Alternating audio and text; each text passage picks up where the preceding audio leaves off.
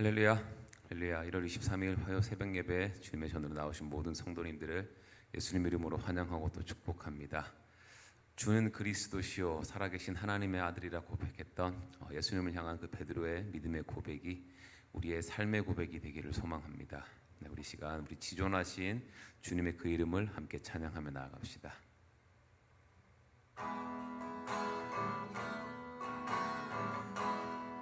지존하신 주님 이름 앞에, 지존하신 주님 이름 앞에 모두 무릎 꿇고 다 경배해. 거룩하신 주님 보좌 앞에 엎드려 절하세. 다시 한번 지존하신 주님 이름 앞에 모두 무릎 꿇고 다 경배해.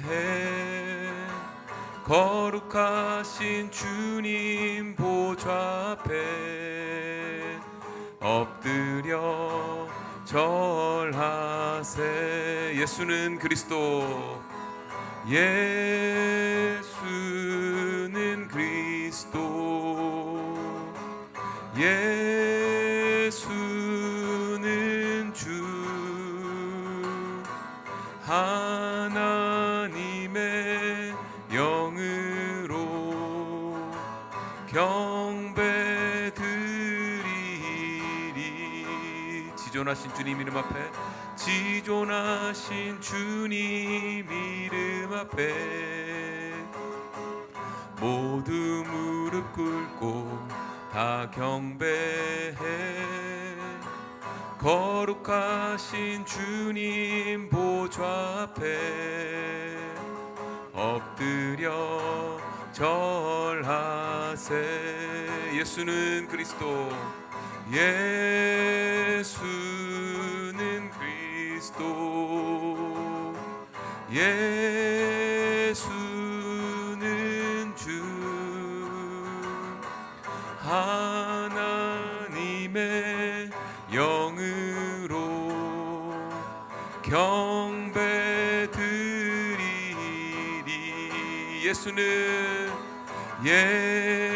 예수는 그리스도,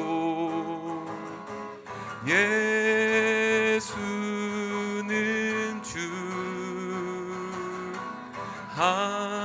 하나님의 영으로 경배드리. 마지막으로 다시 한번 믿음으로 고백합시다. 예수는 그리스도, 예수는 그리스도,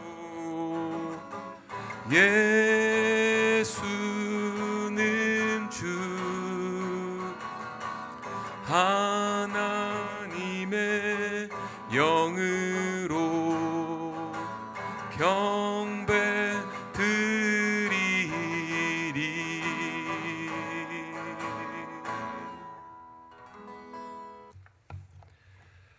좋으신 아버지 하나님 감사합니다. 오늘도 이 한 주간 시작할 때에 생명의 삶 하나님의 말씀으로 묵상하며 기도하며 찬송으로 출발하게 하신 하나님 감사합니다.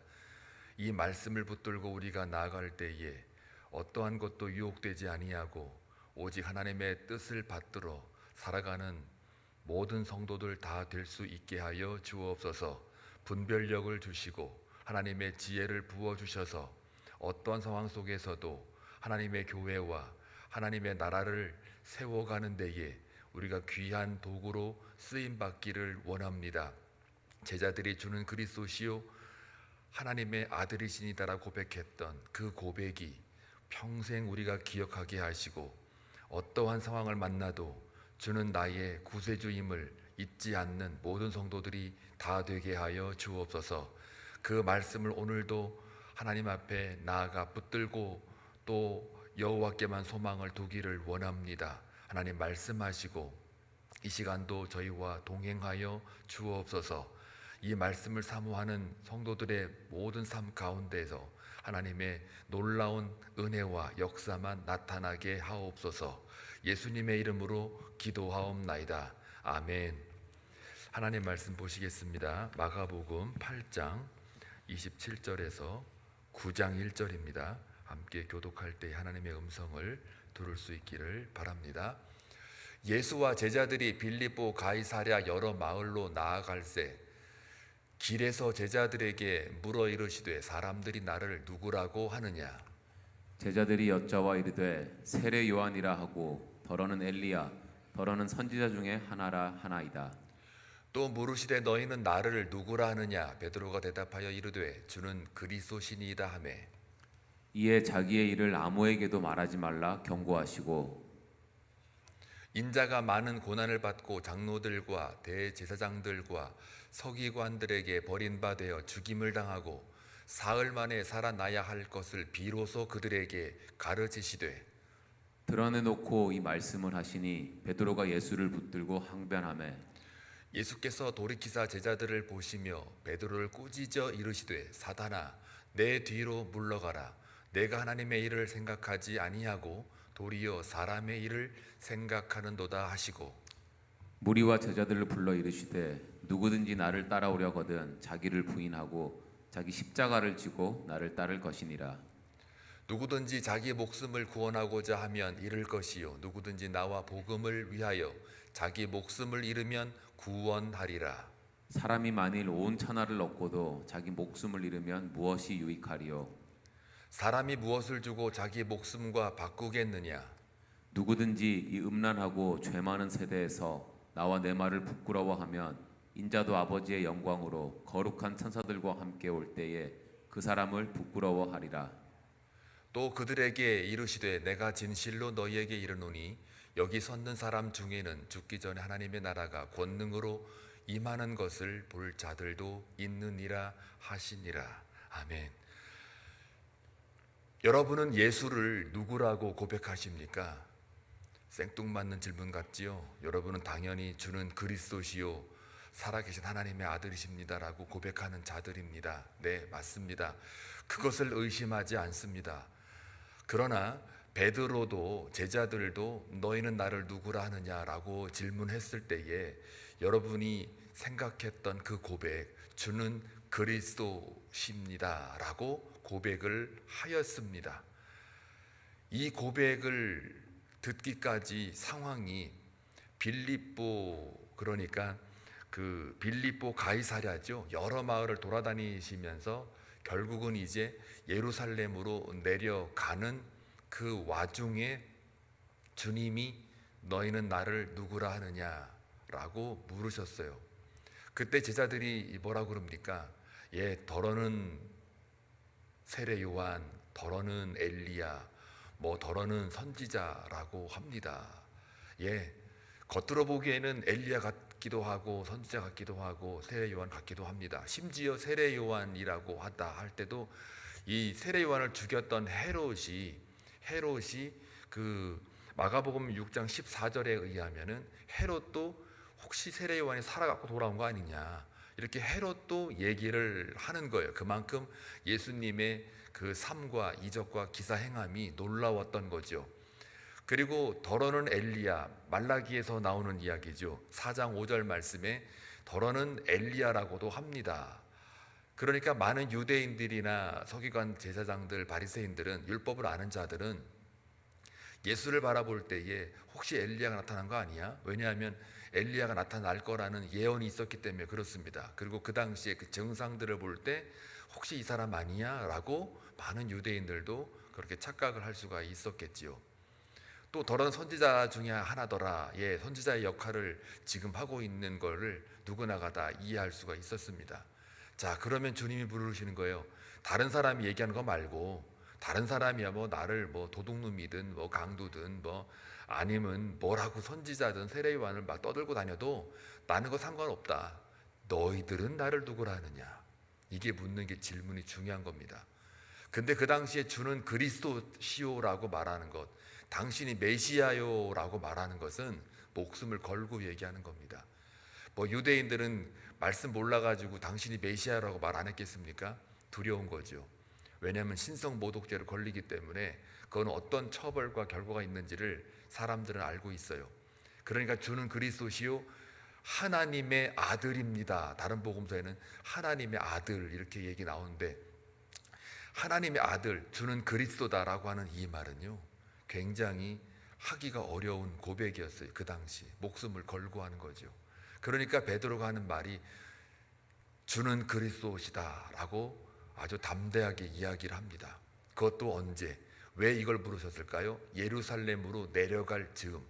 빌립보 가이사랴는요 이스라엘 땅 맨 북쪽 끝에 있는 겁니다. 맨 끝에. 근데 역사적으로 정황을 보게 되면 그 빌립보 가이사랴에는 유대인들이 많이 살지 않은 동네였어요. 그렇기 때문에 유대인들이 많다 그러면은 좀 뭐 이해가 되는데, 거의 살지 않는다라고 이 지정학적으로 학자들이 분석을 해 놓은 걸 읽어보니까 참 그럴만도 해요. 근데 그런 끝자락에서 예루살렘으로 이제 내려가는 그 시작점에서 이 질문을 예수님이 제자들에게 묻는 거예요.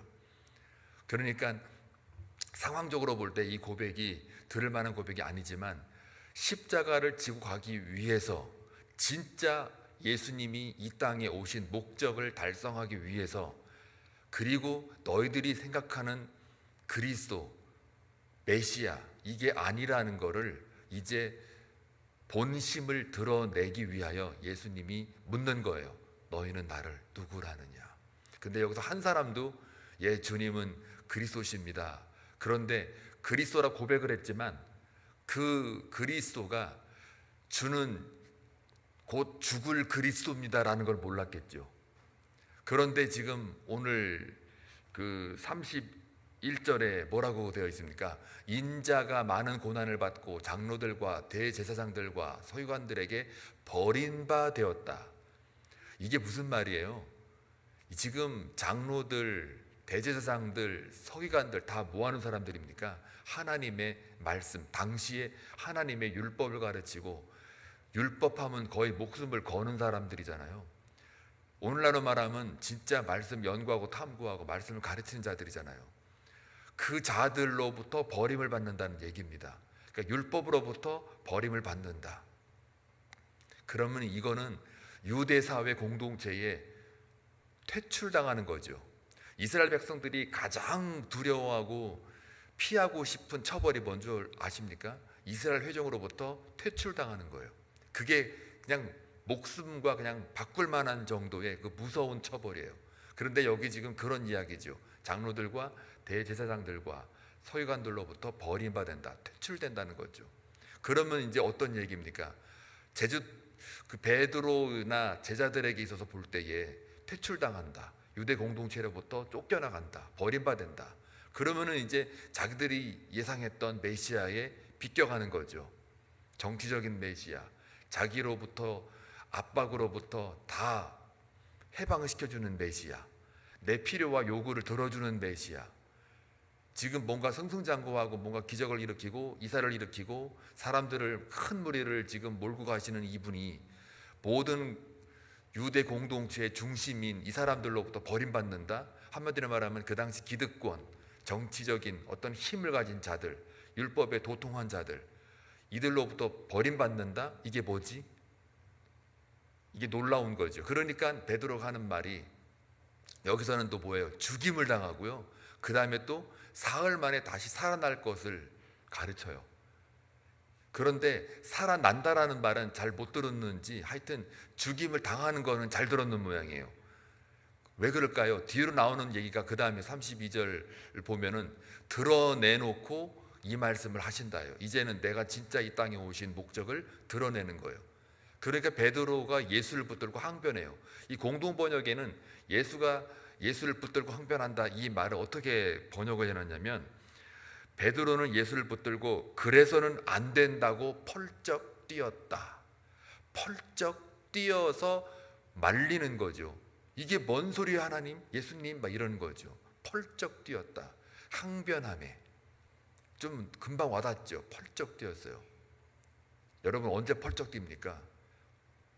말도 안 되고 황당하고 진짜 막 상식과 소통이 안 되는 그때 그냥 모여이가고 막 아주 극한적으로 저항할 때 펄쩍 뛰잖아요. 그렇게 베드로가 펄쩍 뛰었다고 얘기를 해요. 공동 번역에서는. 자, 그랬을 때에 33절에 예수께서 돌이켜서 제자들을 보시며 베드로를 뭐 했다고요? 꾸짖어, 책망하시죠. 그러면서 뭐라 그래요? 꾸짖는 것도 괜찮은데 사단아 내 뒤로 물러가라. 그리고 네가 하나님의 일을 도모하지 않고 생각하지 않고 오히려 사람의 일을 생각하는도다. 네가 지금 나를 주는 그리스도시라고 고백을 했는데 그 고백이 얼마나 한계가 있는지 아느냐? 너 지금 나를 그리스도라고 메시아라고 인정하면서 진짜 메시아의 길을 네가 막고 있구나. 사람의 일이 뭡니까? 사람의 정욕, 탐욕, 욕심, 그리고 사람이 원하는 필요, 요구사항, 이것들로만 채워지는 데에 필요한 예수, 능력, 기적, 요것만 따다 먹는 그런 사람, 그런 일을 하는 거, 그게 사람의 일이잖아요. 자기 자아 실현, 사람의 욕심을 성취하는 것, 이게 다 사람의 일이잖아요. 여러분은 어떤 메시아를 고대했습니까? 어떤 그리스도를 여러분들이 꿈꿔왔습니까? 종교적인 기적을 일으키는 메시아였습니까? 아니면은 정치적인 메시아, 부자 되게 해주는 메시아, 나의 건강을 늘 책임져 주시는 메시아, 표적과 기적을 행해서 내가 기도할 때마다 딱딱딱 따박따박 떠먹여주는 메시아, 모든 문제를 여러분이 아뢰기만 하면 해결해주는 메시아, 그런 메시아를 기대하고 주는 그리스도시요 살아계신 하나님의 아들입니다라고 고백을 하셨다면 오산입니다. 뭐라는 거예요? 자기를 부인하고 자기 십자가를 지라고 계속해서 34절 말씀하시잖아요. 무리와 제자들을 불러 이르시되 누구든지 나를 따라 오려거든 자기를 부인하고 자기 십자가를 지고 나를 따를 것이니라. 자기 부인하는 게 뭡니까? 하나님의 영광, 그러니까 예수 그리스도가 이 땅에 오신 목적, 십자가를 지고 가는 거를 같이 따라가는 것인데 따라가지 않는 거잖아요. 자기를 부인이라는 거는 자기의 욕심, 탐심을 다 버리는 거, 내가 원하는 게 아니라 하나님이 원하는 거를 쫓아가는 것.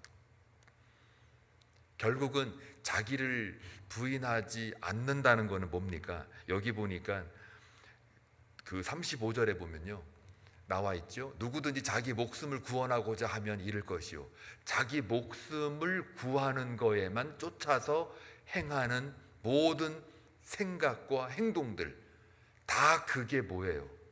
자기 부인하지 않는 거지요. 자기를 증명하는 거죠. 자기를 확대하는 거죠. 자기 욕심 채우기 위한 거죠. 저 말이 누구든지 자기 목숨을 구원하고자 하는 말과 같은 말이에요. 그런데 여기 보니까 누구든지 나와 복음을 위하여 자기 목숨을 잃으면, 누구든지 나와 복음이니까 뭐예요? 예수를 위해서 목숨을 잃으면 결국은 너희의 모든 필요와 요구를 버리고 나를 위해서 살으라는 거잖아요. 그게 제자라는 거죠. 목숨을 잃으면 구원하리라. 결국은 나와 복음, 예수, 곧 뭡니까? 생명이죠. 생명을 위해서 네 목숨 잃으면 결국 너는 구원받는다. 생명으로 계속해서 갈 거다. 그런 얘기잖아요. 사람이 만일 온천하를 얻고도 자기 목숨을 잃으면 무엇이 유익하리요? 온천하를 얻고도 인간이 자기가 원하는 것을 다 얻어도 생명 잃으면 무슨 소용이 있겠느냐. 37절 말씀 또 볼래요? 사람이 무엇을 주고 자기 목숨과 바꾸겠느냐. 38절 누구든지 이 음란하고 죄 많은 세대에서 나와 내 말을 부끄러워하면 인자도 아버지 영광으로 거룩한 천사들과 함께 올 때에 그 사람을 부끄러워하리라.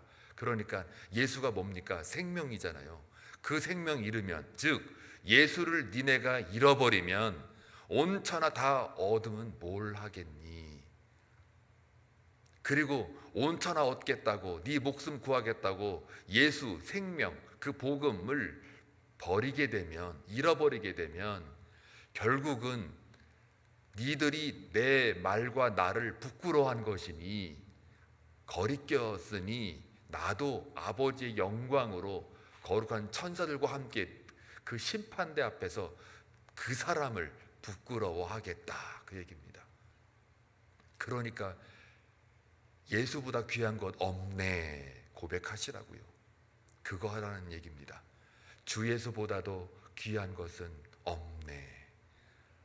세상 부귀 영화 다 그것보다도 더 예수가 귀한 것이다 라고 고백하라는 거예요. 저 말이 지금 다. 그래서 비유를 말씀드린 거죠. 예수님이 목숨 잃으면 무슨 소용이 있겠냐. 예수 잃어버리면 너 온천하 다 가지고 네 필요한 거 요구한 거 다 가져도 무슨 소용이 있겠냐. 그거는 잠깐 이 땅에서 살 때 조금 편할지 모르겠고 조금 네가 굴림에서 떵떵거리며 살았을지는 모르나 영원한 생명이 너에게 없는데, 예수가 없는데 나중에 너 그거 심판대 앞에서 너 어쩌려고 그러냐. 난 그것 때문에 내가 이 땅에 온 거고 그거 내가 구원해주고 너희들 생명 구하려고 이 땅에 왔는데 너는 지금 나한테 뭐라고 하느냐. 아니되옵니다. 가시면 안 됩니다. 예이 사탄아, 내 뒤로 물러가라. 하나님의 일은 뭐예요? 너희 사랑해서 나를 보내사 죽임을 당하게 하고 너를 구원하려고 하나님이 보낸 거 아니냐. 그 하나님을 니들이 조금만 안다면, 나를 보고 하나님을 보았다면, 아버지를 보았다면 너 그렇게 말하는 거 아니다 라고 그 믿음을 요구하는 거예요. 네가 고백했잖냐, 주는 그리스도라고. 근데 주가 그리스도라고 하는 게 그 속에 어떤 의미를 담겨 있는지 넌 모르고 있지 않느냐. 너를 구원하기 위해서 내가 죽으러 왔고 다시 내가 살겠다고 말하지 않았느냐. 근데 자꾸 너는 지금 내가 죽는 의미도 모르고 그저 예루살렘으로 가기 위한 그 시점에 그 고백을 물어봤더니 결국 하는 얘기가 안 됩니다. 그러니까 주님이 이제 또 설명을 해주시는 거예요. 그래 놓고도 가다가 또 뭡니까? 제자들 여기 나와 있지 않지만 그 야고보 형제들이 또 누가 더 크냐 작냐 이러면서 또 얘기를 하잖아요. 그걸 들었을 때 그 예수님의 마음은 참 그 못 알아먹는 청개구리 같잖아요. 그 동화에 나오는. 그래서 자꾸 반대로 생각하니까 청개구리한테 비 올 때 어디다가 묻어줘.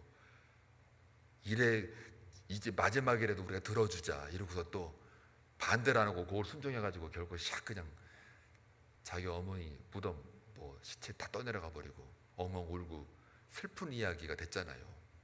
우리는 청개구리 되지 맙시다. 주님이 이렇게까지 설명하시고 이렇게까지 다 예를 들어서 우리한테 각성시키면서 이야기하시는데 참 우리는 못 알아듣죠. 진짜 못 알아듣죠.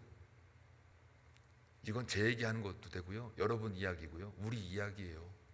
우리는 잘 몰라요. 예수님 믿는다고 말은 막 떠들어대는데 진짜 막상 예수님 십자가 질 때 다 도망가 버려요. 그리고 우린 욕하지요. 어이 제자들, 어이 그 바보들 왜 도망갔어? 아니요, 우리도 늘 도망다녀요. 쿨쿨 자요. 제발 깨어있어, 일어나서 좀 기도 좀 해라 하는데도 안 합니다. 진짜 말 안 듣습니다. 저 여러분이 한번 여기 서가지고 한번 여러분 한번 보세요. 그렇게 보여요. 하나님이 우리를 보고 저를 봤을 때 얼마나 너 게으른 목회자라고 하겠어요. 날마다 회개 안 하면 이게 못 살아요. 우리는 진짜로. 그러니까 아버지의 영광으로 거룩한 천사들과 함께 올 때에 그 사람을 부끄러워하려 할 때 그 부끄러움 당하는 사람 되면 안 됩니다. 예수 잘 믿고 그 앞에 가서 난 널 모른다, 난 네가 부끄럽다 이 말 들으면 그거 뭐예요? 그거 이 땅에서도 못 살아, 저 땅에서도 못 살아, 저 위에서도 못 살아. 그게 뭡니까? 그러니 우리 예수님이 우리를 향하여 내가 널 자랑하노라 이 말을 듣기를 원해요. 그 마지막 9장 1절을 한번 보실래요? 또 그들에게 이르시되 내가 진실로 너희에게 이르노니 여기 섰는 사람 중에는 죽기 전에 하나님의 나라가 권능으로 임하는 것을 볼 자들도 있느니라 하시니라. 이 말이 뭐냐면요, 예수 그리스도의 십자가의 능력은 세상이 준 능력이 아닙니다. 세상 사람들이 바라보고 이해할 수 있는 능력이 아니에요. 제자들도 그것을 알지 못했어요. 그러나 우리들 가운데는 그 십자가의 능력을 알아볼 수 있는 자들이 있다는 거죠. 그게 누굽니까? 저와 여러분이에요. 저와 여러분이 택장함을 받은 은혜, 그 은혜를 입었기 때문에 그 십자가의 능력, 세상 사람들이 알아보지 못하는 그 능력, 여러분은 바로 좋은 땅에 심겨진 사람들이므로 예수가 누구인지를 정확하게 알고 있는 사람들이에요. 그래서 그 축복받은 사람들이고 9장 1절이 우리에게 많은 위로를 줍니다. 세상 사람들의 능력이 아니고 권세가 아니라는 거죠. 오직 성령을 통해서 그리스도의 십자가의 죽으심과 부활을 우리가 볼 수 있다라는 거죠. 그 볼 수 있는 자들도 있을 거다. 그게 누구예요? 저와 여러분. 이제 앞으로 주는 그리스도시요 살아계신 하나님의 아들입니다 라고 고백할 때에 우리는 베드로보다 더 뛰어난 그 고백을 우리가 가지고 있어요. 나중에 먼 훗날 베드로가 이제 그걸 깨닫고 성령 받아서 멋지게 사역하고 멋지게 십자가에 달려 죽잖아요. 순교하잖아요. 그건 성령의 능력이죠. 왜요? 십자가 능력이 뭔지를 알았으니까요. 인류를 구원할 수 있는 것은 십자가의 능력이라는 걸 알았으니까요. 저와 여러분의 삶 속에서 그 십자가의 능력이 나타나기를 원합니다. 내가 죽고 여러분이 죽고 우리 한빛장로교회가 한 알의 밀알이 땅에 떨어져 썩어져 죽을 때에 이 세상은 변화됩니다. 내가 죽어야 돼요. 내가 안 죽고 내가 살면 그거는 베드로가 지금 십자가의 능력을 몰라서 꾸짖음 받고 예수로부터 책망받은 것처럼 우리도 그렇게 책망받을 수밖에 없어요. 저와 여러분은 오늘 하루 살아가시는 동안 다른 능력 구하지 말고 하나님 오늘 살아갈 때 십자가의 능력 발휘할 수 있도록 내가 죽고 예수만 살아가는, 그래서 사람들이 나를 보고 그 십자가의 능력을 깨달아 구원을 받고 하나님의 사랑을 느낄 수 있는, 체험할 수 있는, 하나님을 만날 수 있는 놀라운 능력의 하루가 되게 해달라고 기도로 나아가길 주님의 이름으로 축원합니다. 기도합니다. 좋으신 하나님 아버지 감사합니다. 우리는 예수 그리스도를 누구라고 고백하는지 다시 한번 생각하고 묵상하게 하신 것을 감사합니다. 하나님, 이 땅 살아가는 동안 예수의 능력과 권세를 우리가 힘입어 우리가 원하는 것, 우리가 필요한 것들, 우리의 욕심을 채우기 위해서 구하기가 쉽습니다. 그렇지만 오늘 이 말씀을 통하여 예수의 진정한 능력과 권세는 십자가의 능력임을 다시 한번 깨닫사오니 오늘 하루 살아가는 동안 우리의 삶이 십자가를 지고 가는 십자가의 능력을 믿는 참된 한빛 성도의 삶이 되게 하여 주옵소서. 내 자아를 죽이고 예수님의 심장으로 다시 한번 오늘 하루 살아갈 때에 모든 것들이 용서가 되고 모든 것들이 품어지고 모든 것들이 다 하나님의 사랑으로 덮어지는 놀라운 은혜의 역사가 우리 삶 가운데 나타나게 하여 주옵소서. 십자가의 능력을 믿습니다. 그 능력 가지고 우리 삶을 통하여 많은 사람들에게 구원의 기쁜 소식을 선포하는 놀라운 전도의 문이 열리는 삶이 되게 하여 주옵소서. 예수님의 이름으로 기도하옵나이다. 아멘.